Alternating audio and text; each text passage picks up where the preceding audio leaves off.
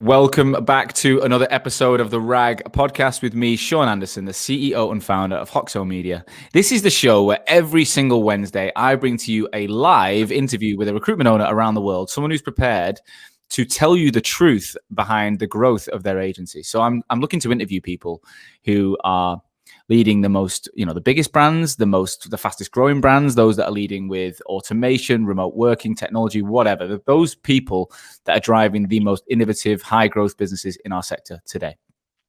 Today, I'm super excited to be joined by Sam Crisp. Sam is the co-founder of Arama Solutions. Arama are a business of around 25 people, 5.5 years old, and specialize in helping high growth tech companies scale. That heavily revolves around recruiting the technology professionals, but also front office sales, marketing, ops, etc. Having spoken to Sam, and I've seen these guys around since they began. It's been an amazing journey of growth, but they're now about to step into a hyper growth mode with 20 new hires in the pipeline, which is pretty crazy stuff. So I want to find out everything about how it's happened and where they're heading. Sam, welcome to the show. Thank you very much for having me. It's an honor to be on the show. I've been watching loads of these. It's an honor to be in your own conservatory chatting to me, isn't it? Oh, I'll tell you what, living the dream. Yeah, no, I look back at my YouTube channel yesterday just to remember something. I was like, fuck, it was so much better when it was in the office. Like, I used to love meeting people face to face. We'd have a great laugh. We might even have a beer after it. I do love this remote work, but and I love your conservatory, Sam, but it's not quite the same. I've done you a little intro there, mate, but it's never quite as good as you doing it. So tell us, in your own words, what's the overarching? If someone says, "What is Arama?" How do you explain it to people? You did a good job of the high level. So we're, I guess, a true sort of consulting partner from an agency perspective that work purely in the sort of hyper growth phase of hiring. So we tend to support your startups, software startups that have got between sort of 15, 20 million, so sort of Series A funding or maybe pre-seed funding, right the way through to probably Series D or E. That's probably the sweet spot. We do work with slightly bigger companies as well, but I guess the overarching theme is of growing at scale. So we really support businesses in long-term growth. We're not there for 5 minutes. We're hopefully there for 3 to 5 years to help them to get to where they need to get to. And our work is to help them to make the right hires in the right locations at the right time, and to be responsible in being able to help them and consult with them to make those hires as successful as possible, basically. We're super clever in it. If you think of, just thinking about it from my perspective, it's super clever because if you get in at the right time with the business when they're starting, you've got that longevity in the future with them, haven't you? You can see the roadmap of growth. Yeah, I think the key for us is it's like, if you're true to your word and you want to be a long-term partner with someone, you've got to be there for a long time. You've got to be prepared to put your skin in the game and go on a journey. And for us, even if you look at just last year, I think it was like $156 billion invested into startups purely in the US. Wow. It was about $420 million a day. There were 320 odd funding rounds worth over $100 million. And there were about 407 exits and about 19,000 startups were born. So if you think about that cycle and you think about the amount of innovative sort of, I guess, action that's taking place within the industry and specifically within the tech industry, if we're able to get in there and be able to be a pivotal, part of helping some of these companies to go on amazing journeys, then that's the vision. And that's something which we've been working really hard to do over the last 4 or 5 years, but we're now at a point where we've got some really cool links with specifically the VCs directly, which really helps us to position ourselves as that sort of go-to partner for some of these really, really cool companies that are coming through the ranks and hopefully becoming the next big things. I love it. So you go in at the top, VC, introduce you, trickles down, game changer. Yeah, well, look, let's go back to the start. Let's go back to the start. So your business partner, Paul, did you work together before?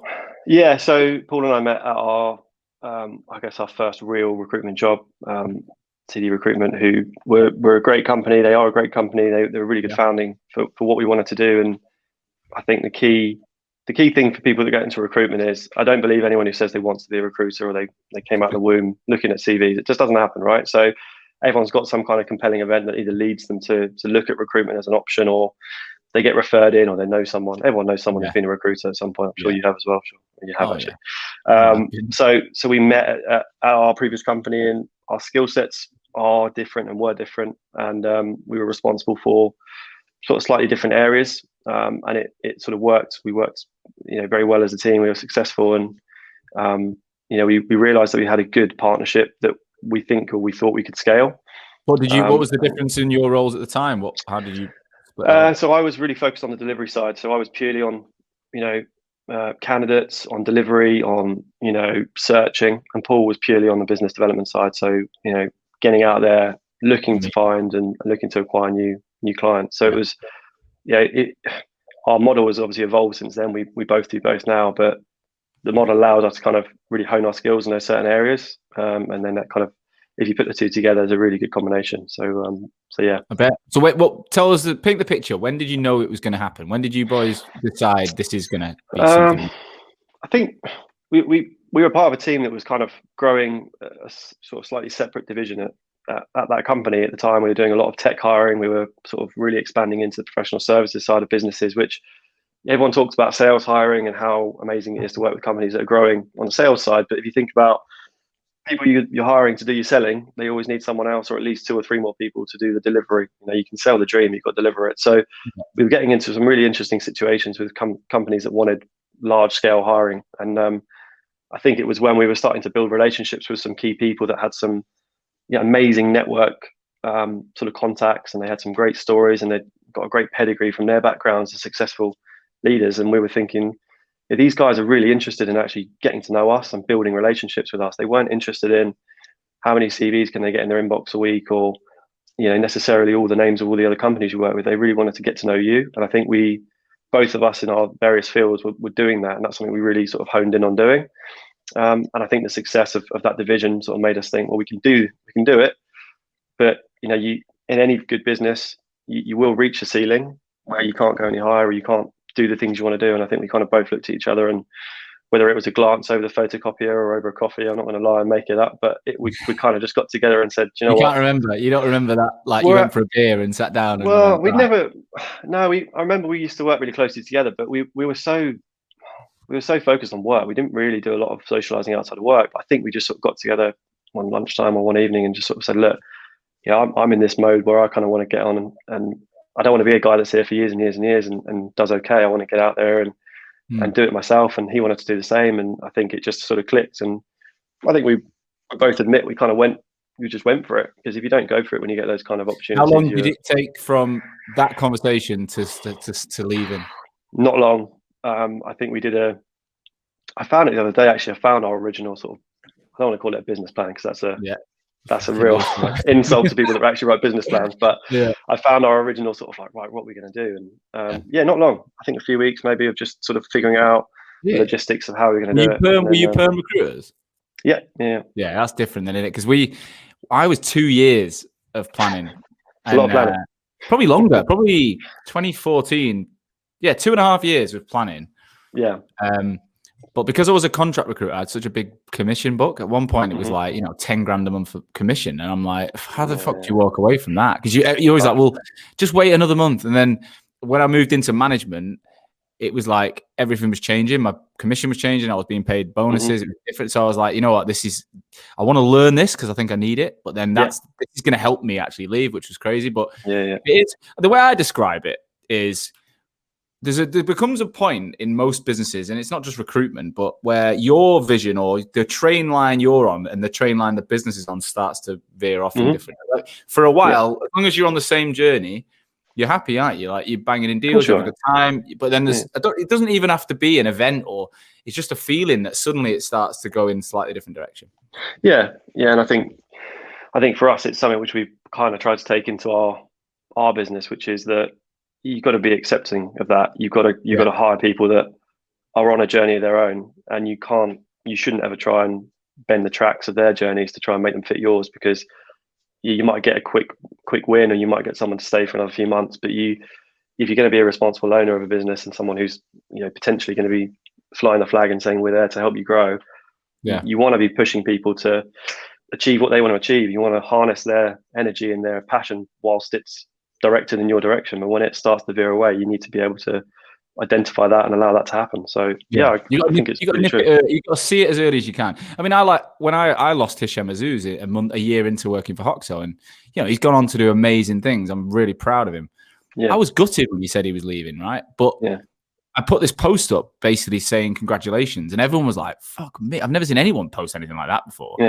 For someone who left, and I was like, "Well, I did it a couple of years ago. Like, what? I'd be a massive hypocrite to try and hold someone back." I think that is probably the biggest thing that you see in the industry in recruitment. I would say is the sort of the proactive limiting of beliefs to staff, that if they dare to think, "What if?" or "Could I do this?" or "Could I do that?" to try and shut it down, because I think it just says a lot about you as a character. I think you should be supporting people. You should always be happy. I always say to people, look, the people that are happy for you are the people that genuinely care about your success. The people that are really annoyed visibly and they slate you are the people that they're inconvenienced by you not being there because you're a good guy or girl. But ultimately, we always say to people, if you're here in 4 or 5 years and you haven't hit a director role or done the things you want to do, then we feel responsible. We think we failed you, so we should be giving you the tools you need. How old are you? How old are you at the time of setting up, if you don't mind me asking? So I would have been 25, 26.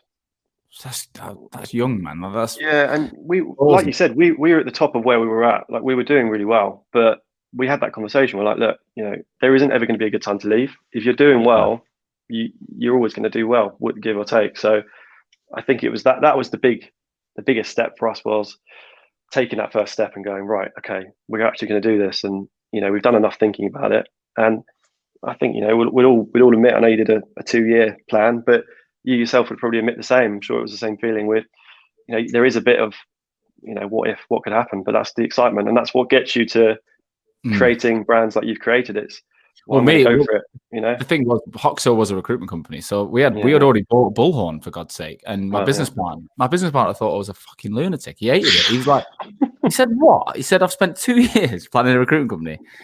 We've got a fucking CRM. We've already spoke to a factoring company about contractors, and you want to start a marketing agency, and we've never worked in marketing." I was like, "Yeah." And he's like, what was the link there? Because that is quite I don't want to say a rogue move, but it's not ridiculous. Necessarily a linear move, right? So it's ridiculous. But I mean, again, I've told this story a few times, but I basically spent the whole of my final year in recruitment leading a big contract team. Wasn't really doing as much billing. And I was hiring recruiters most of the time and interviewing and doing BD and stuff. And when I looked at, it was the summer of 2016, I started looking at my contract, as you do, thinking, right, what have I got to think about here? And it was really watertight. Now, the truth is, I didn't want to break it anyway. I really like my bosses. Like, they're wicked. I've still got a great relationship with Barnaby and Steve. So I was like, I'm going to stick to it. But how do I get around it in a way that there is no ambiguity of, like, I've not broken any rules? So I was really into marketing I just loved things like YouTube and Instagram, right? And I was really into, like, how people were growing pages on YouTube or influencing on Instagram. This was back it was a lot different then than it is now. I was watching people like Gary Vaynerchuk and Stephen Bartlett and Casey Neistat and all these different people. And I worked out that there's nothing in my contract that says I can't produce content to my clients. So I can't ring them. I can't meet them. But I can fucking speak to him on LinkedIn all day, and there's nothing in it. There's no rule break. So I was like, right. And then I went on this. I paid for a digital marketing course in my spare time. Did it at the weekends, and then I came up. I opened my eyes up to a world I didn't know existed. And then I went to try and find a marketing agency that was like, right, I want to build my agency like this. And I couldn't find anyone. So I found a guy that was in marketing who I grew up with, and I convinced him to help me out. And then when I started telling other recruitment owners like you and Paul, or people I knew at the time who'd just started or started a year or two earlier, they were like, "Mate, we'll buy that." And I was like, "Buy what?" And they were like, "Whatever the fuck you're going to do for yourself." So I don't even know, but we'll buy it. Yeah. And then it got to the point where I'll be honest, it got to the point where I was more excited about that than going back to recruit and doing the job. And I had to look at myself in the mirror and be like, am I really going to ring candidates? Or when I want to watch this shit in my spare time. Like, I'm not doing this because it's. So we agreed. Look, give it 6 months. It might not work, and if it doesn't, we'll just go back to what we do, and the covenant will be over. But it paid off. Mate, that's great. Let's get back to you. So, if in terms of starting, how did you come up with Arama as a name? Okay, so I'm not gonna lie. My uncle, who loved the shout out, who is a an ex-banker in the 80s and 90s, was sitting, I think he was in France, with a Greek dictionary with a glass of Sauvignon Blanc. And he went, Arama, that's an interesting name, because we talked about the fact our business was all about helping understand people's vision. And Arama in Greek is essentially a word for like vision. So he was like, what about Arama Solutions? And I was like, maybe you should hire him. He's got great marketing knowledge. It's a great name. Yeah, you yeah, painted it a was picture simple as well. If he invites me to Greece or wherever it was in Sauvignon Blanc, I'll be there. Yeah. But it was Sounds like basically the idea was, it's like our big bugbear was and still is like generic recruitment, like the language, the lingo, the dress sense, all that stuff. Which is, if you watch our brand video, you will see what I mean. But basically, we were like, we can't be called, some of these really wanky names. So let's just pick something which doesn't really portray a recruiter, and it just sounds like a company which you can kind of remember. You sound like a tech. I think you sound like a tech provider, like Arama. You can imagine you sell software. That's what it sounds like. And that's a good point, because a lot of what we do is we do emulate software quite a lot. So a lot of what we do, the markets we work in, the networks of sales leads that we work with, are some of the best in the world. And I think one of the reasons why we are a bit different in our approach is that we understand their language, we understand what they're actually doing. So we're not, sort of the other side of the fence just taking orders. We're really sort of in amongst it, and we sort of emulate some of their methodologies, and we've tried to build some of our processes and our teams around how that works in software. So I like that. Well, I want to dig into that. Take us back to the beginning with Paul. Like paint the picture. What was the start like? Where were you? What was it? What was the location like? How did you do it? So we started up in Paul's living in Battersea at the time, so we were working in his flat, and we got a WeWork office where we were sharing a desk, me and him. What year was that? 2016. Yeah. So I think WeWork was just coming out. Really, WeWork was that was when WeWork was really cool. So we were really like, oh my god, you get like beer, and they have like avocado on toast every Tuesday, and it was like, wow, this is so American. So we had an office. We were in Devonshire Square, and we started there. And then pretty quickly we wanted to hire, because we were like, we're not just doing this for a lifestyle business. We're doing this to grow a company that we can be proud of and we can make really successful. And I think I credit Paul to not all of that, but I don't know if you've spoken to Paul, but Paul's drive and Paul's energy is like really infectious. And so whenever you think of, right, let's be ballsy, then times it by 100, and that's Paul's, ideas. Yeah. So I would say, if you go back to why we're different, I'm probably the thinker, he's the doer. And together it works really well. And there's a few books about that, right? Me and Amma are similar. I'm the visionary. I'm the Paul, probably, that,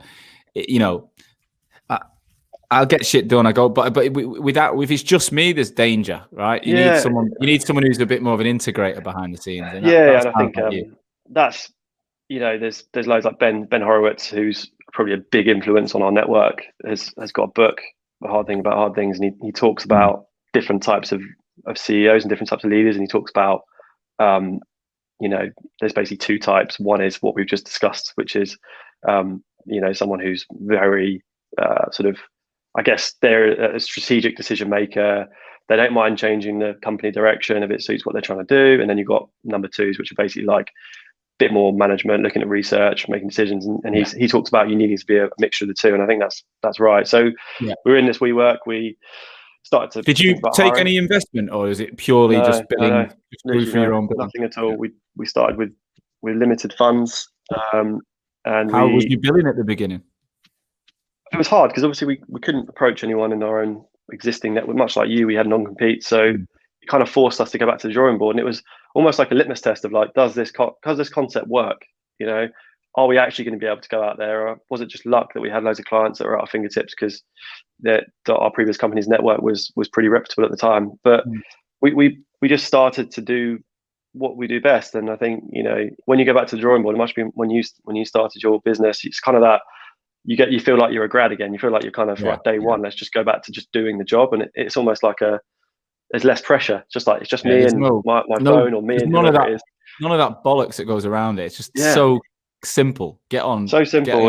And again, the message we were always portraying is we're not the traditional recruiter that doesn't care about you. We just wants to make a quick fee and move on. We were genuinely like, oh wait, we can spend 2 days having a conversation with 7 or 8 people without them having a job spec for us, because we're building a brand, and oh my God, people actually like that, and that's something you can actually do. So it's like we really just sort of rolling on that theme and putting it into practice. And so yeah, billings were good. I mean, it was tough, I'm not gonna lie, but we quickly landed some pretty key clients and went on to become, really long-term partners of ours. And that was what led us to start thinking about hiring pretty quick, because we thought, well, this is only going to get to a certain point. You can only go to max capacity of X amount of roles to work on without starting to do the disservice. And so we started to look at who and how we were going to bring people on, which was probably not that long into the journey. Really? So what was your end of year one? What did the people and numbers look like? So I think end of year one was probably 4 or 5 people, maybe slightly fewer. I can't really remember, but me and Paul had done a chunk of billing, which was good because it had meant we were financially secure. We knew that we had a model that worked.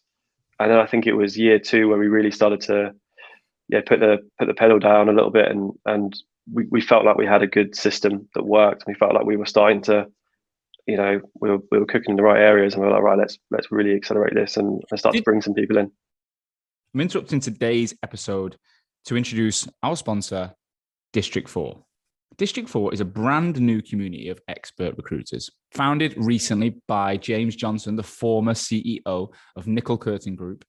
He sold the business last year and has set up a business that effectively allows expert top billing recruiters to own their own destiny. So post-COVID-19, there's a hell of a lot of top performers out there that are thinking, what does life look like after this? Do I really want to go back to the office? Do I really want to be surrounded by juniors? Do I want to build teams? What do I want?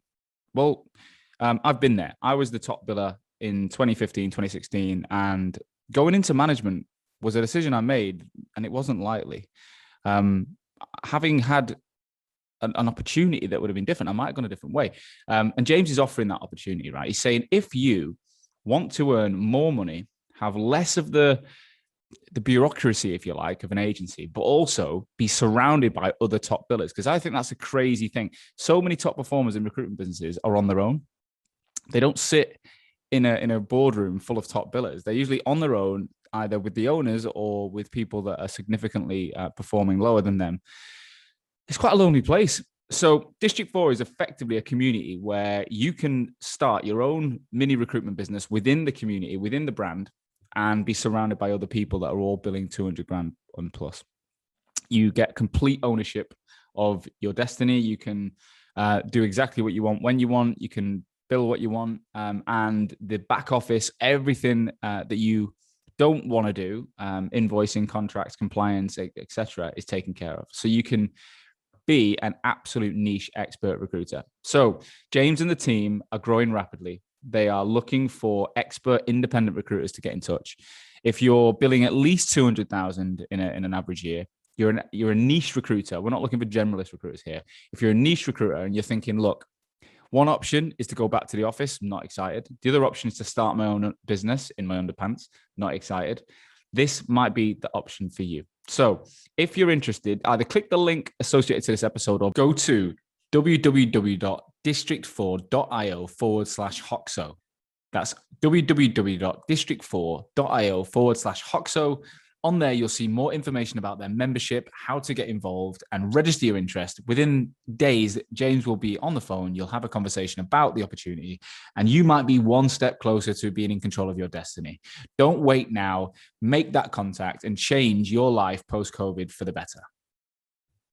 Did you have the same mission or the same client focus at the beginning, early startups types, or was it anyone that you could get roles from? Well, I get a lot of questions about that. You'd have, look, there was a target market, but that target market was yet to be properly defined. We knew the types of businesses we wanted to work with, but as you know, you can't. I get this question a lot, which is, how did you get into that network? Like, how do you do it? That's such an amazing network to have. How do you get into a VC? And the short answer is, you've basically got to do something for nothing. You've got to build a reputation. You've got to have done something which someone then will sponsor you off the back of. So we were in that phase of doing stuff.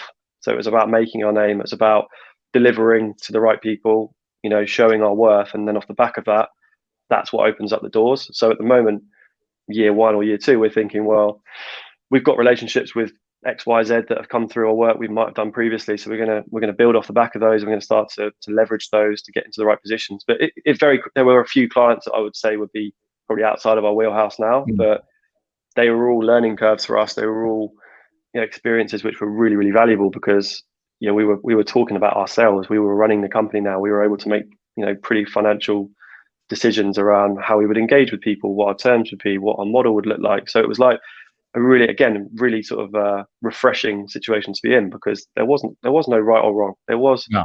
oh, that's not how you do it. It's like, well, we want to do it this way. We want to try it this way. So the clients were quite varied, but they very quickly started to sort of really focus around that high growth. I imagine like everyone is looking at those startups now. Like there must be a super, like if you're in tech recruitment, like it sounds like everyone I speak to says, yeah, we go after early stage startups type. It's kind of 100%. So did you think, was it the same at that point? Was it as competitive? I don't know. I mean, truthfully, we don't. It's going to sound really arrogant, but like from a competitive standpoint, we don't sort of barter against other companies or rub shoulders with that many people. That, as I said, with those numbers I talked about earlier, the space is huge. It's just down to if you can genuinely harness a relationship that you've built through your reputation, that will take you places someone else can't go. It's as simple as that. And when you get to VC level, you can't knock on the door and go, "Hey, Mr. VC, can I come and work with your portfolio?" It's got to be, you're talking 1, 2, 3, 4 members of a company that vouch for you and want to bring you in, and you then got to do a pretty bloody good job for them and probably someone else that they know before you're going to get referred in. So everyone wants to do it, but it's the same as any industry. Everyone wants to work with the big banks. All of the software companies we work with, they want to get into RBS, Lloyd's, HSBC, the big four. Like that's always the utopia for them, but it's the same for us and it's the same for our industry. But it really realistically, and again, another question I get is, why are you guys so different? Why are you a better recruitment company than so and so? You don't always reinvent the wheel. You basically do the simple things better. So yes, we our sort of ethos is we support innovation, we support new technology, we support new ideas, and that's internally at our company and with our clients. But it's also, if you say you're going to do something, you've got to do a good job. If you say you're a long-term partner, you've got to be prepared to do something for nothing. You've got to be prepared to open yourself up to potentially being criticized, and again, not being a lecture, but there's another really good book by someone who I've sort of followed for a while. He's written a couple of books, Patrick Leoncioni, who wrote a book called Getting Naked, and it's basically about how you can basically change your mentality to show your clients your vulnerability. So he basically talks about the fact that there's 3 or 4 things that people are really scared about when they're trying to sell, and it's things like the fear of losing the business, the fear of being embarrassed, the fear of feeling inferior by asking questions about, like, I don't understand about this, I don't understand about that. And the key thing within the fear of losing the business side of things is he talks about, you've got to give the business away. You've got to be prepared to lower your boundaries and say, look, I want to work with you here, so yes, I'm going to put my skin in the game. Yes, I am going to I'm going to do this for you for free, or I am going to give you some advice, or I'm going to spend time. It doesn't necessarily need to be money that you're giving away. It could be your time. So that's something which I think personally Paul and I have lived by all the time, and we've tried to instill that in people we've hired. Is just you've got to practice what you preach, because if you don't, people see it and they smell it a mile away, and that's where you lose that reputation. You don't get those opportunities, especially when you look at the VCs and the small companies, because they need a long-term partner. Totally get it. Well, I've got some. Well, I want to get to the VC stuff, but before that, like, how did you guys build teams before you started the business? Not build teams, right? Like, so hire people. Yeah. So did you have like teams of recruiters underneath you before when you left? Like, did you get that experience? So Paul was delivering to a large team. So Paul had experience sort of liaising with and sort of leading and sort of overseeing a team. On the consulting side for me, I had a tiny bit, but we'd never sort of run our own team. The model at our previous company was different. There was always like a sort of leadership figure that sat in the middle, who ironically is Steve Pikett, who we've just hired as our director of sales ops, who's one of the best recruiters I've ever worked with. So yeah, it was fairly new to us, which brought some. That's what I'm thinking. So tell me about the reality of building teams then, as to late 20s, ambitious. It's the hardest thing in recruitment by a country mile. Like Yeah.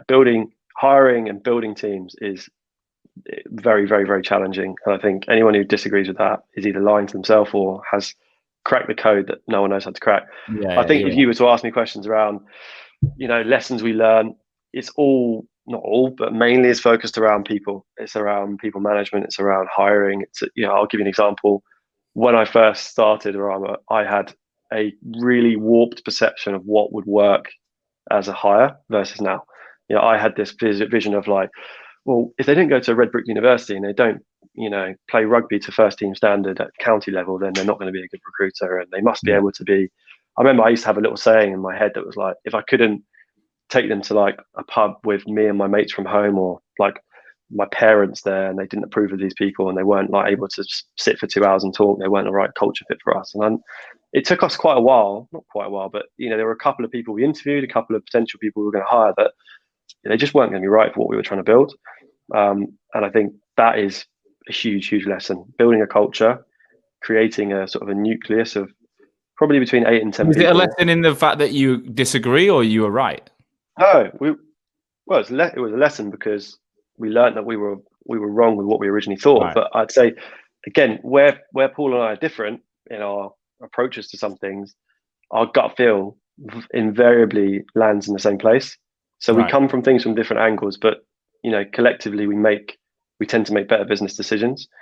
And we've never really been in a situation where one has felt compelled to overrule the other when it comes to hiring. We've always kind of landed in the middle point, because the way we think about it is your hires are, you're trying to open yourself up to people. So people, much like when people say the utopia for recruiters is to be a 360 biller, the ideal heavenly biller is amazing at BD, amazing at consulting, amazing at client management, amazing at client development. Like I would disagree that there's always someone's potential to be good at absolutely everything. In the same way that if me and you run a company, someone might join the company and gravitate more to you about some things and gravitate more to me about others. And I think where we tried to hire people, we were trying to just really tap into what can people learn from either of us, and we kind of leave it to them to decide what gospel looks like. What do they want to take? What do they like about the way I do things? What do they like about the way Paul does things? But there's no pressure to say that we're the amazing gods about recruitment. We've completed it. It was always about, these guys are going to be the next generation of us, and we can make them better than we ever were, then happy days.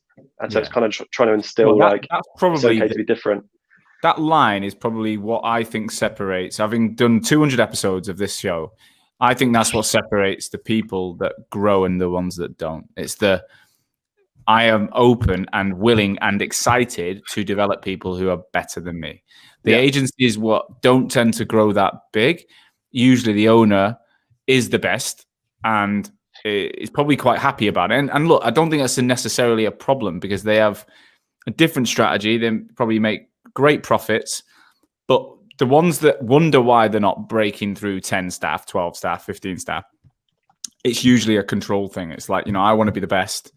I want to still be the goal scorer. I want to, and I've been guilty of that, I think, at times. It's a really tricky balance. It's a really tricky balance. And I've also been guilty of trying to hire mini me's, people that fit my vision of what's great. And then like Aaron, who works for me now, he's an unbelievable sales guy. He's amazing. He loves his content. I couldn't dream for a better UK salesperson, but I rejected him when Hisham left in 2019 because I wasn't sure he didn't. I don't know. I'd never hired someone like him before. I didn't know if we had that chemistry together. But actually, do you know what? He said no. I said no. He took it. He kept an eye on it. He kept dropping me little things all the time. He bought my academy on his own. He came in and learned, and then he turned around and was like, "This is working. Would you be interested in hiring me?" And I was like, "This guy's. I've got to hire him. He won't go away." And he's amazing. And it's like now my vision is like you do need to have common things, but the variety in people is what makes a business so special. 100%. 100%. And I think I would describe our team as like the in-betweeners of recruitment. Everyone is very different. Everyone shares common traits. There's common things we hire for, the common DNA that, they're all on their own personal journeys, but we aren't looking for robots. We aren't looking to make robots. We aren't looking to sort of cultivate certain generic behaviors. So which one of the in-betweeners are you then? Which one are you? Oh, Simon. Is it That's a Simon or horrible the? question. Oh yeah, I'd probably go with Simon, to be honest. Yeah. Paul's definitely Will. Paul looks like Is Will. he? I've even convinced someone when we were in Dubai. We were at this bar, and I convinced someone that he was Will from In Between his brother, Yeah. and Yeah. and You got they it. believed they bought it.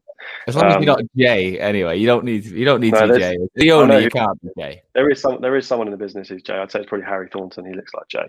Harry, all Um, right. Harry, I yeah, don't know yeah. you, mate, but you've been told. You've been told That's live probably on there. the worst shout out. But yeah, no, I agree. It is, and especially if you go back to what our market is. It's a number of very, very, very successful but very high pressure sales leaders who've been given a ton of money, and the VCs aren't just Dragon's Den, here's the money, off you go. They're saying, look, these are the milestones. You need to be at this point by this year, with this many people in this many countries, with this many customers. Otherwise, you don't get any more funding. And so, if they're looking at a potential partner, they want to see the whites of their eyes, and they want to see a personable, I guess, invested individual who's engaged in helping that person to grow, and is willing to have potentially difficult conversations both ways with that person. They don't want someone in a dodgy suit with a finance car going, yeah, no worries, mate, I'll find you one of them. It's not that.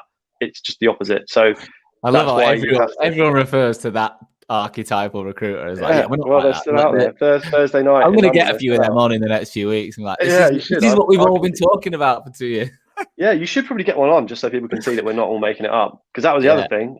Because of our model of hiring people that haven't done recruitment before, no one was aware that these people existed. They just thought, Yeah. really, are there people out there like The that? one thing I would say though is like the industry. Everyone thinks everyone else is shit. That's what makes me laugh. Like you meet a client and they're like, "Yeah, we're not like they're shit." Them lot, they're awful. Them lot, and then I go and meet them lot, and they're fucking awesome. They're great people. They're very similar. In fact, you'd all get on really well. And I'm like, it's literally like the Premier League football, but none of the teams really know each other, and they're like, "Oh, they're shit." Yeah, Man United. That's a really good point. I mean, one thing I would say to counter that is we have never tried to suggest that we're better than anyone else for any other reason. All we try and educate people on is, as an industry, recruitment has a bad reputation because it's so easy to be a recruiter, and because there are so many companies out there that don't follow through with what they supposedly set out to do. And that's why, just by virtue of being a good person, and by being honest, and by being open, and by following through on what you've set out to do, you're automatically in the top 5-10%. But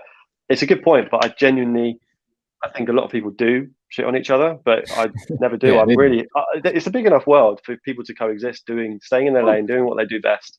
Stay in your lane. That's one of my favorite like mindset hacks for myself. Like, because we all get sidetracked by what others are doing, and am I on the guys at Odro, they sponsor the show. Unbelievable. Just got 5 million investment, 40 staff going into the US, going to Australia. I was like so proud of Ryan, but a bit jealous and like, fuck, and then I've got to like stay in your own lane. We're not there yet. We're a bit behind them.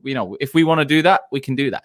But it is about just taking one step forward. So one question I've got around your market, around your model, coding and databases, right? It's not the most sexy thing. It's a boring part of being a recruitment business owner. But again, the people I'm talking to, like Storm 2, who have gone 0 to 200 staff in 2 years or whatever, they put it all down to the data and the database, and the way they train people is methodical. It's not based on individual flair. It's based on fucking, this is how we do it, What's your approach to that? Is that something you've kind of done well, got wrong, had any opinion of? So overall process we've got right. Like our training is biased, but I would say it's some of the best because it was created by Paul and I from scratch. We really broke down what recruitment was, what the mechanics behind it were. I'd say the way we do it is we teach the why before we teach the what you have to do. I think a lot of recruiters will skip out. They'll go straight from A to Z and go, just say this and do that because that's what we do. And that breeds mediocrity because you're automatically going to become a leader at some point because your colleagues are going to leave, you're going to inherit accounts, you're going to bill more, you're going to be more successful. You're then going to have to manage someone you've never managed before, you've never taught anything, and you don't know why you do it in the first place. It's like trying to train a football team without studying the videos or understanding why it's important to be in certain positions. So we've developed a really, really good process for how we do what we do. And as I said before, we really reflect a lot of the software world with that, with how sales people work, with how we forecast, all that kind of stuff. When it comes to data, we're probably a typical recruitment company, which is that when you're small, it goes out the window. You're just focused on the next win, getting out there, trying to hustle. My role and where we're at now, I think if you were to describe where we're at as a business, we're probably phase 2. So phase 1 was establish the market, get ourselves out there, build out a great candidate base, hopefully build a reputation. Stage 2 is about that implication of, how do we scale this thing? How do we make this repeatable? And I think you're right. Databases, the sales ops stuff is super key to that. So we've made a lot of investment recently on the analytics side of things. So allowing people to be, I guess, quite sort of accountable for their data. So actually, rather than us running spreadsheets and saying, what have you done this week? It's all there for everyone to be able to chop and change and to look at and to crunch. But it's an ongoing battle. And again, I think it's something which is probably very common in recruitment, which is that people are very reluctant to take on new ways of working. They're always sort of quite creatures of old habit. A final interruption to today's episode to introduce Vincere. Vincere is the all-in-one CRM ATS platform built for the recruitment and staffing industry. Now, I first heard about these guys about a year ago. The amount of prospect recruitment agencies and clients I was working with that were telling me they were moving over to Vincere, I had to look into it. And what I found was a business that had a global reach with multiple offices around the world. So they've got this follow the sun methodology, which allows them to support recruitment businesses wherever you are and be in your time zone. But the technology that they've invested in is becoming a disruptor in the space. More and more recruitment businesses are doing this to give their recruiters a competitive advantage. They broke into the G2 Crowd's momentum grid as a market leader based on their reviews from their customers. So the agencies that are using this platform are raving about it. Now, if you're a RAG listener and you're thinking about changing CRM, or you're a new business looking to launch with a new CRM, then I would get in touch with these guys, because if you mention that you're a RAG listener, they're doing an amazing deal.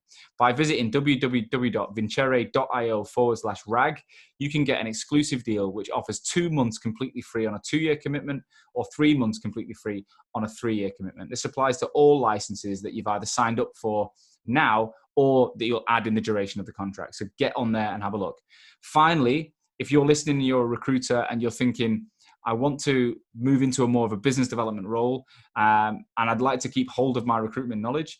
Well, these guys are recruiting for a BD person, multiple roles in both Sydney and London right now. So if you've got a strong recruitment background, you want to move into BD and you want to work for a fast moving tech business that's helping people like you right now, then get in touch via their website, because they're hiring today. Back to the show. Well, you know what? That feeds into my academy program at the moment. From April the 1st, I took over a side project really to be in a. It's a startup again. We got 5 staff and 30 people in Hoxo now, 25 in the agency, 25 in the academy, and we're growing. We've got some roles that are coming through, and we leverage the agency team, of course. But we what we're trying to fundamentally do is change the way recruiters see LinkedIn and how they operate on LinkedIn. And at the moment, it's, we spend all day looking at this, and there's people, the majority of the industry, 95%, just shout about jobs. That's all they do still. And, they spend a fucking fortune. I mean, recruiter licenses now are the standard. So people spend a fortune on this platform that we're live on right now. And every time I ask people, how long do you have LinkedIn open each day? And pretty much all day, like it's always open. But so 50% of a working day is probably scrolling and playing about and searching. But when I ask people, what strategy have you got to engage people, to open up a community, to produce content, to add value to this audience, they all say, well, not much. And then they're like, but why do we need it? Like, we've always made money the way we've made it. Like, why do I need to do it? It's like, because this wasn't around when you started in recruitment.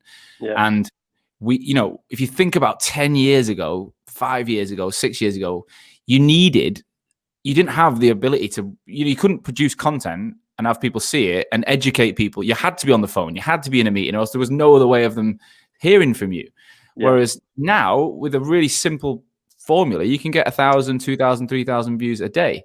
Yeah. Now, the reason I'm saying this, the people that buy into this are those that see it and embrace that it's part of the job. And the people that say, you know what, this is just additional work, I'm not going to get on board with it, they're the ones who don't buy it. And I fear for them in the future. But it's the same thing about data. It's the same thing about, if you keep going, well, this is my box and this is all I do all day. I'm not interested in anything that's changing. How long have you got till you're left behind? Like, I just don't. It's crazy. Yeah, I think the way we approach it and the way we've tried to be, I guess, hopefully slightly different to others is I think the main reason why recruiters don't think about it is they don't think about long term. Recruitment No. as an industry and as a job, you're thinking about the here and now. You're like, let's get through the morning, let's go through the afternoon, let's get through the week. So I think we've had a couple of really, really productive sessions with consultants who are some of the top that I've ever worked with, that we've grown from no experience to where they are now, and we've asked them to be honest about why they find it difficult or what their old school recruitment mind tells them to do, and it is just about people thinking about the here and now and thinking about the future. It's like having a conversation with someone who gets paid £500 a week pocket money and they spend it, and then they go, well, how are you going to go on holiday next year? And I'll save up for it, but wait, what you're doing now is going to affect that in the future. So it's all these people that are really, really passionate in other conversations about building their brand, which is what we always talk about, and the fact they don't talk about me and Paul, they talk about themselves, and they've got their own customers.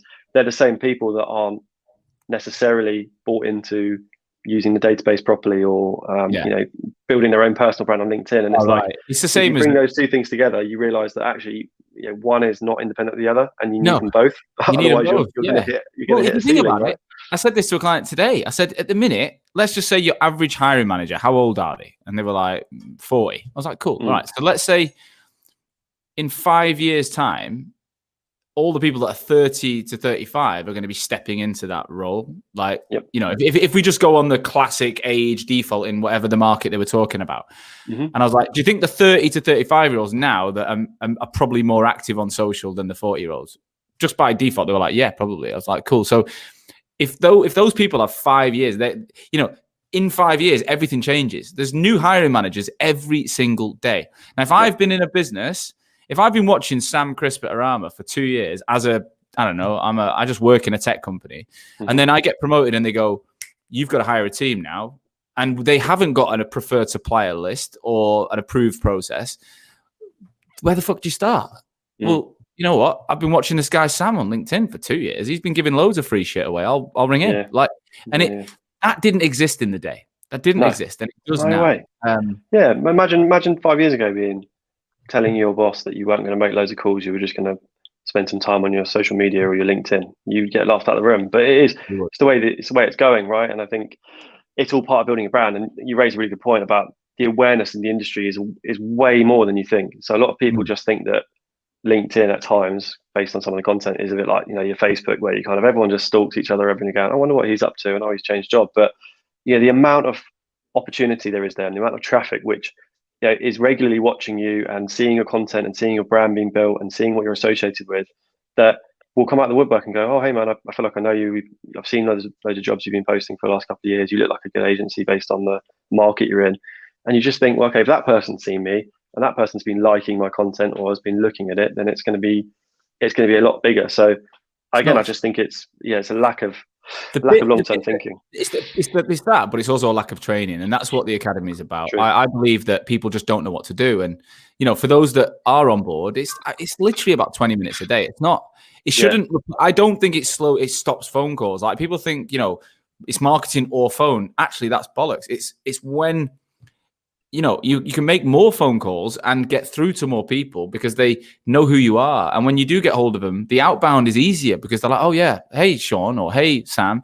Where the phone, it just goes further down the sales funnel, doesn't it? You're right. I think maybe it's just lack of, but then again, it goes back to what I said. It's a lot of the people that are managers in these recruitment companies haven't had training on it themselves. No. Therefore, it's not in their playbook, and they're not going to teach it. So I think it's a fantastic initiative, because I'll tell you what, it's a big market. It's a big market opportunity. It's a huge market. What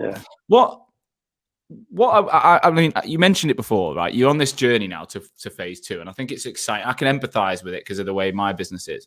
But tell us a bit more. Like, what are the infrastructural layers you're putting in place now at 25 to then be able to step up to 50 to 100? What have you recently been up to? So there's probably two key answers to that. One is, one of the things we've emulated from the software world is essentially our equivalent of an inside sales team. So if you think about lead generation as an activity, in sales, in software, getting out to prospective partners and sort of shouting about what you do, that's what we've basically launched. We've launched our sales academy. We've hired Amy, who runs effectively like a grad program. So she's Right. got 6 years recruitment experience. She's moved into an L&D role where she's basically focusing on helping people that come into that sort of, I would almost call it like an incubation unit, really. These are people that have got no experience in sales or very limited experience in anything other than university or school. And they want to get into sales, and they're given a really, really good comprehensive boot camp of training, where their role involves being that first point of contact with prospective candidates, prospective clients. So they're understanding potential fit, whether they've got a pain point that they need someone, whether it's us or not, to solve, or whether it's a candidate, what criteria they'd have. And they're then going to work sort of paired with the consultant. So they're then feeding those appointments to those consultants, and the consultants will take that relationship. So it's a really good way of sort of giving people the opportunity to learn their trade before they're given Like the an pressure SDR, like an yeah, SDR. like an SDR, basically like the equivalent of an SDR. And it was because, again, our training is good because I'm passionate about it. So is Paul, but it was also people need opportunities to develop and flourish into recruitment. I don't honestly believe the best recruiters make the most money straight away. There's always going to be a learning curve. And it's about finding the balance between giving people an opportunity to understand what recruitment is and doing it in their own way, and then giving them the pressure of being a consultant or above. So I think, to answer your question, that the creation of that academy is hugely important for us, because we've got intakes of 5 grads at 4 points in the year. Wow. And they're going to feed into the perm team. We're also building out a contract division as well that's going to have a dedicated set of big thing, that, isn't it? Going from, like, if you think about the market right now, like I'm on calls to recruiters every day. Everyone says it's bonkers for talent. Like, I would love to hire 30 recruiters today if I could. If you could get me, I'm like, well, that's not what I do. But anyway, but the point is, if you can organically grow your own in a repeatable way, you've got a different level of scale there. So there's that, and then I think we've put a lot of really, I guess, from an infrastructure perspective, we've got fabulous non-exec director, Graham, who recently was part of the sale of Console Partners. So he is hugely influential in our journey now. He's a dedicated non-exec director. He's somebody that we've worked with non-professionally for a couple of years, and he's now officially a partner. And his input is really helping us to shape the business in the way it needs to be for the future. So we've hired an FD, we've got a learning and development manager, as I said, we've got Harry, our now director of sales. We've got Steve as our sales ops director. We've got operational support. So all these roles, which, again, when you're in that phase 1 of growth, you go, we will need that, but not yet. And it's like the conversation about when you leave your old business to start your own one up. It's like when. And I think now we really are in that phase 2, because for us to get to the scale in the US, for us to be able to build the divisions out that we want to do here, it's got to come down to having that platform for us to build on. So I'd say, the last probably 5 or 6 months has really been pivotal in that, and it's really set us up for an exciting rest of this year for sure. So how do you and Paul split what you do now? Like, how do you say your roles are different? I don't know what Paul does. No, I'm joking. So Paul's still great at the client stuff. So Paul was very, very influential in helping Harry and his team. So Paul will be coaching and sort of overseeing a lot of the new business conversations, whether that's from I guess a sort of a committed. We do a lot of committed models with clients, long-term projects where we're providing more than just simply CVs. It would be maybe an on-site element, if there is such a thing now, or extra services. So he's really, really good at overseeing that. For me, I've been really, really busy with the operational side, working very closely with Amy on the sales academy, building out a lot of our what we've called our sort of knowledge hub, which is effectively all of the resources that allow us to do what we do, and creating almost like kind of a knowledge center that allows people to be a little bit more focused on their self-development. So we're really big on proactive training. You can never complete recruitment, and I think the best recruiters are never ready to think about the next step because they're too busy doing what they're doing. So it's actually getting to know people's long-term vision before they know it, and saying, look, I know you haven't led before, but let's start thinking about that, because we want to get to the end of this year where you think, right, I want to get to the next level. What is it? I could have been doing some stuff. So it's all of that kind of stuff that really is pivotal to us being able to maximize. We spent a lot of time getting great people through the door and giving them the opportunity to develop, but now it's about actually nurturing them to be the best versions of themselves they can be. And that's where I think a lot of companies probably don't do as well, is that they hire great people. They're very much about the here and now, but they maybe lose people, or they lose potential from people by not having that in place. So we're really passionate about getting that set up now, so that we've got that infrastructure for the future when we are 50, 60 and 70 and 80 or whatever it is. Have you got an office spot now, or is it remote? What's the We've got crack an for you? office. Yeah, we're still central London. We've got Liverpool Street office. We're opening up in Austin, Texas, in probably about 8 months. But yeah, remote working was something which I would probably never admit I thought would be a thing in recruitment, because I just think as an industry it's quite old school. People are very much like, you never used to be able to go for a meeting with somebody if they weren't going to give you a job. So I don't know why you'd ever leave the office. So to then say, well, it's okay to have people working from home is a bit of a weird thing. But again, we learned masses from that COVID stage, and we're lucky that the people that we hired and the guys and girls that work with us they're in it for the right reasons, and they've actually become more productive because people have felt that they'd be able to, they cut, maybe potentially 3 hours of commuting time out of their day every day. They're working with the US, so they can alter their hours a little bit to be more successful. So I think we'll definitely still be having a work from home element to what we do. But you can't beat the office buzz, right? You can't beat the catch up face to face. You can't beat the kickoffs for the quarter, all that kind of stuff. So that's going to stay, and we'll always have a Have you hub got for a everyone to be formula able to. for that, like 3 and 2, or are you leaving it up to people? What's the plan?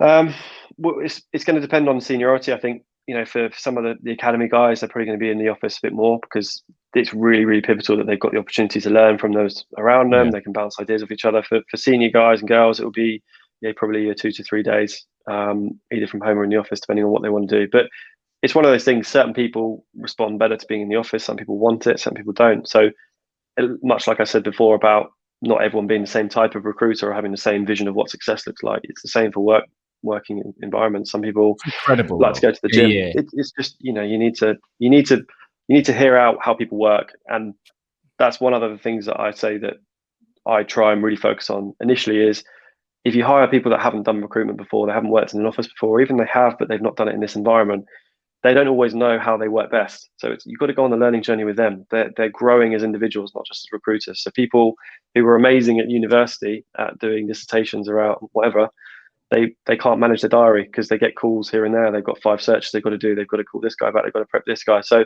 it's about learning how people like to work and responding to trying to find that optimum way for them to be able to be the best version of themselves. So that's one of the exciting parts for me, is being able to kind of tap into, unleashing that potential by kind of getting the right environment for people as well.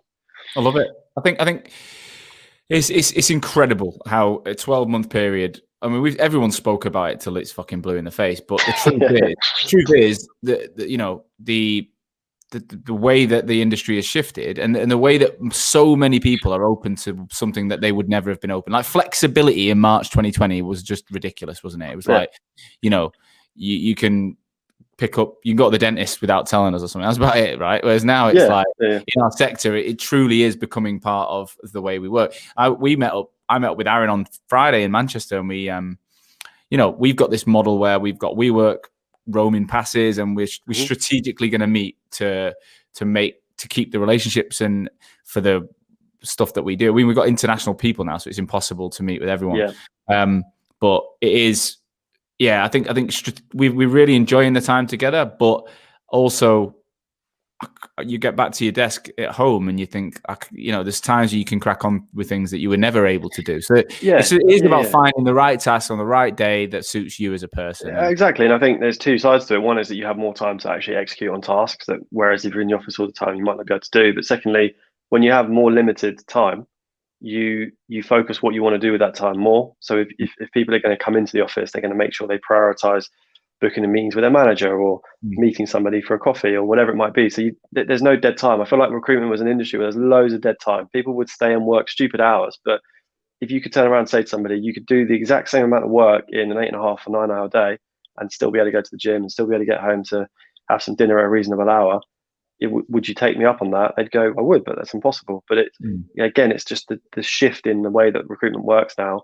It is that you can do that. You can be good with your time if you're efficient, and you can restore that work-life balance, which I think, myself included, I don't know about you, but I think a lot of people were really leaning towards one way and it wasn't going well. And it's probably a lot of people over COVID and over lockdown have really reflected on what they enjoy doing, what they do outside of work, how they maintain a healthy lifestyle, whatever it might be. And I think a lot of people have probably come out of it positive. I find my diet is better. That's the biggest one. Like, because I've got my own kitchen there and I've got my own fridge, and I'm not, I can make certain foods. Like, I think when you're rushing, you got your bag. I used to have my dog and put my bag and then run up, get on the tube, get to East London, into my office, maybe hit the gym, then work. And then some days I wouldn't prepare any food. You'd go out, you'd be chatting to people. It was fun, but I like a day like that or 2 days like that. But if I can do 3 or 4 where I'm more regimented, personally, 100%. it works for me. Yeah, structure. I'm the same. For rookies, I think you bang on in terms of your approach. So my final business related question is where's the future vision? Like, what's the kind of end game, or when you and Paul sit there chatting, what do you say like we're aiming for that you can see at the moment? Because I know things change over time. It's a tough question. I mean, we've got a clear business plan for the next 5 or 6 years of growth, which is going to include multiple locations. It's going to include further definition of our team. So if you think about our niche at the moment is the types of company we work with rather than technologies, but we're also aware that we've got really, really strong intrinsic links built within some areas of technology that have just evolved. So it's about building out those teams, about building out some of the organizational chart to support different banks of clients. It's also about building out teams to support specific VC relationships as well. So it's really substantiating the org chart to build out scalable structure. And again, it's headcount, it's the maturity of the business. It's looking at where people are going to be able to slot in and what they want to do and mapping out people's journeys. But we want to be a purely global brand. We already do sort of 60, maybe slightly more % of our business outside of the UK. We do a lot within the US. We've got ourselves into a really good position. We were clearly scaling up during COVID when people were just trying to batten down the hatches. So we've got something good going, but we really want to kick on now. So this is the first phase of our, sort of afterburners, and that's going to continue as we keep to sort of incrementally hire these pivotal roles. But yeah, it's an exciting future for us. There's lots of really, really cool things we've got in the pipeline, but the main thing for us now is to find and hire the right people that are at the right points, as you said, in their journey, so the tracks align, and really fly the flag and keep getting out there and keep trying new things and sort of initiating slightly different ways of working, which we're doing, which is the exciting thing. Which is why if you go back to day one of Arama, that's what we loved. It was that we weren't bound by history or what people have traditionally done. It's about where is everything going, and even if you work with the most boring companies in the world, there's change. But if you work with innovative companies that are doing things completely differently and trying to take over the market, you've got to be prepared to do the same. You've got to be able to reflect that. If they're coming to the market with a new approach or a new process, you need to be open to allowing people in your business to come up with them as well and to follow them. And the ones that work, you want to implement as quick as possible to stay ahead of where you're supposed to be. Otherwise, you're going to be falling behind, and you can't really claim to be innovative if you're not doing anything innovative. That's my view. Yeah, I can take it. One thing I've been saying to a lot of people in my client base recently is just like, while this market is busy at the moment, everyone's saying it's bonkers. There's more. Some people are saying it's the busiest market they've seen in 25 years. Like, there's roles everywhere. There's people backlogging, hiring, all sorts. Mm-hmm. I'm like, just the whole stay in your lane thing is really important, I think, because we can almost feel like we're on this hamster wheel and we're not maximizing it. We haven't got enough recruiters. We haven't got enough of the process. We haven't got enough of the market share. And I've spoke to some people that are running great businesses and they're stressed to fuck, and they're thinking that they think they're failing. And I'm like, why? And they're like, because we're not maximizing. I'm like, just chill out, take a step, take a breath, and remember, like, the way that you're going at this is your best shot right now. Like, you can always optimize, but just keep putting one foot in front of the other and focus on where you're going. Don't worry about what everyone else is doing. And, you might not place every candidate, you might not fill every role, but as long as you're improving on your own ratios and focusing on your own stuff, you'll maximize it the best you can, because you've got to where you are by doing what you've done already. Absolutely agree. I think the world's too complicated to think about what if this or what is everyone else doing. And as you said before, what's the phrase? Winners focus on themselves, losers focus on winners. Winners focus on themselves. It's just get what you're doing done. As long as you've got a definition of what you're trying to achieve, and you've got a vision of which you're following, and you've got an identity and an ethos and a brand that you're trying to build, and you've got values, you're gonna be able to be successful. There are times when it's worth reevaluating, clearly, but if you spend every day thinking about so and so's got this, so and so's got that, it's the same as everything. When you meet up with people and they work for another company, no one ever tells you they're doing badly, do they? They're always going to tell you the absolute best version with another zero on the end. So What's life like for you now? So you're in, early 30s. You've been running a business since your mid 20s. Yeah. Honestly, like, how has it changed your life? Like, I don't want it's not about gloating, but there's a lot of people who are going to be looking at this show who are in the mid 20s or early 20s, and they don't know what's possible. How has it affected you personally, do you think, being an owner of a business? I think it's given, well, first of all, it makes you realize that people that run their own businesses just have got the balls to do it. Like every time you speak to somebody, if I come to you for, marketing advice around something, you'll be honest enough to say, well, when I first started doing it, I tried this, it didn't work. Then I tried this and it did work. So I think the biggest thing it's taught me is, it's okay to make mistakes. The best trait of a leader or somebody who's thinking of doing something different is to be comfortable being uncomfortable. Just get out there, give it a go, back yourself, and people will respect you, and you leverage people around you to get to where you need to get to, and you can help other people as well. So I think where I'm at is that I'm really lucky to be in a position to be able to do something that I genuinely enjoy. I think a lot of people get out of bed in the morning and they don't. They've got this sort of really impending doom feeling of, oh, I've got to go and do this. And I think if you're in the right job or if you're doing something which you're passionate about, you don't have that. So it's given me a bit of clarity around that. And I think where we're at now as a business is where I feel like I've got more of an opportunity to, I guess, use some of the things I've learned over the last 4, 5, 6, 7, 8 years about, how to support other people and how to really start to implement some structure. So I think, I'm in a place where I'm really excited about the next steps. Clearly, I'm putting myself out my comfort zone every day. I was going to say that. That's I'm how learning I feel a lot. I feel like I'm, sometimes I feel like I'm about to drown with all the new information, but I think you can't be worried by that. If you're not a little bit uncomfortable and you're comfortable, then you're probably not going to be growing. You're not going to be learning new things. So it's just about trying to focus on doing the things you do well, but also being open to other ways of thinking and trying to take different ways of thinking on board and bettering yourself, because the worst thing you can do is take your foot off the gas and look around and be like, oh, I can go and play golf today if I want to. I'm amazing. It's like, but you can do that when you're 50, 60, 70, so it's about really trying to help everyone to get to where we need to get to. And that's leading from the front, which is what we try to do. What I would summarize there, based on my own empathy with what you said, is it's an awareness of being uncomfortable and being okay with it. And I think that comes from entrepreneurship, that, you realize actually this feeling is probably going to stay with me now if I keep going the way I'm going. Like, that's something that I have to deal with. And I think awareness in general, awareness of yourself, awareness of the people, awareness of the market I think that's the one thing I've developed more than I did as an employee is I feel like I'm seeing things, whether I'm able to impact it or whether it's good or bad. I feel like I'm seeing it, which is, I think, really important. What's the one thing you'd say to yourself though, that day before you started up, that you were thinking, what one thing you could say to yourself now? What would you say? What would I say to myself? Don't forget the skills you learn as a recruiter, because I kind of, the one thing, ironically, we got wrong was recruitment. Like we kind of, I don't know, like I was a really good fucking recruiter. I was top of my game. I built good teams internally. I was a really big biller externally. So I knew what I was doing. When it came to my own team, I don't know, I was flattered that people wanted to work for me. I was like, fucking hell, yeah, of course you can, kind of thing. And, and especially because it was a market I didn't know. I didn't work in marketing. I wasn't hiring salespeople. I was hiring creatives and stuff.